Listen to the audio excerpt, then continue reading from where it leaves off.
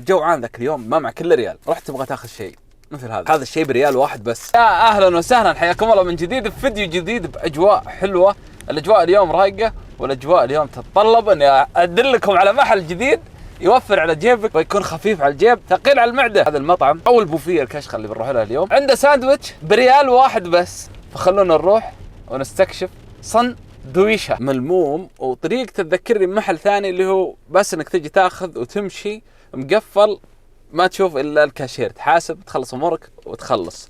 الطلب نفسه ما اخذ مني 7 دقائق، وعندهم رقم تقدر تدق عليه اذا انك قريب من المنطقه تعاملهم بشكل دايم، دق عليه يجهز لك طلبك، توصل تلقى طلبك جاهز. شيء خرافي. معنا 7000 ساندويتش، كل هذا كله على بعضه ب30، وفي منها سندويشات بريال واحد بس. نعم، للناس اللي تبغى التوفير، للناس اللي دائما تسأل ابغى اماكن توفر على جيبي، هذا المحل جبناه لك اليوم الفطور. لا، وبنفس الوقت عندهم قهوة مختصة، هذه ب7 ريال.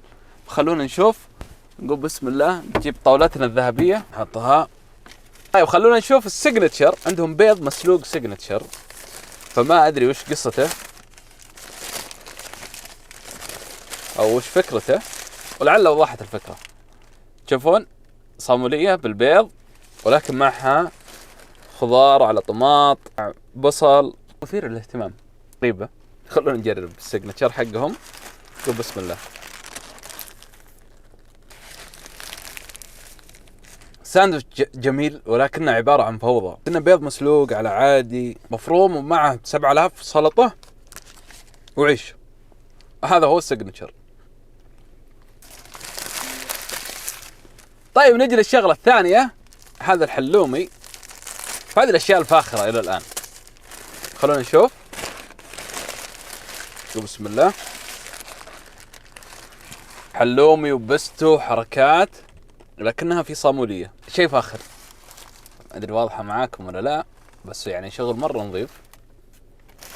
خلونا نقول بسم الله. حلو.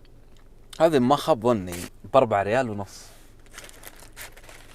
معلش السعر مرة جبار، تقدر تقارنها بأشياء ثانية ممكن أدبالة. تحب الحلومي بيجوز لك. طبعا هو يشونه ما يكون جاهز، في لحظة طلبك يشوون الحلومي، يشوونه على الطلب. نعم، خصو خدمة وشغل يعني مش طبيعي. مقلقل دجاج. صاموليتهم ما أتوقع أنها الصامولية اللي نعرفها، لا، صامولية محسنة، فشي جميل. خلونا نقول بسم الله الرحمن الرحيم. مقلقل دجاج فاخر ولا أروع. حبيت المطعم ذا، أتمنى لو إنه جنب بيتي، يعني مو برخيص مسلك لك حاط لك كمية قليلة مرة، لا والله كمية راهية.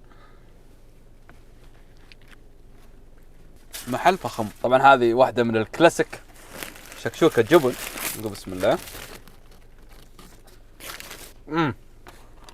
بيني وبينكم أنا قاعد أحاول أوقف بس ماني بقادر، فقاعد داكل. الحين خلصنا من الأشياء الدسمة اللي فيها حشوات مرة خرافية. طبعا هذا شوي من المنيو حقهم. في البداية حطيت لكم المنيو، وبحط لكم هنا من جديد، تقدرون تشوفون في الصورة اللي قدامكم المنيو حقهم كامل، شيء رائع. طبعا هنا نجي مسألة انك جوعان ذاك اليوم ما مع كل ريال، رحت تبغى تاخذ شيء مثل هذا جبن ومربى. هذا الشيء بريال واحد بس، احلى مربى واحلى جبن سايل، خبزة جميلة تسدك بريال واحد وحالية، يعني تحلي. شيك لي على المربى اصلا شلون طلع يا عيني. اذا كنت تبغى شيء مالح بريال، هذا الجبن السائل بسم الله. الخبز طازة تاخذها من عندهم بريال. اتوقع انها ارخص من بعض الاشياء الجاهزة اللي تلقاها في البقالة. هنا الابداع. ما ادري شلون قاعد يبيع بذا السعر، ما ادري شلون بيكسب، بس انه فنان. شكرا.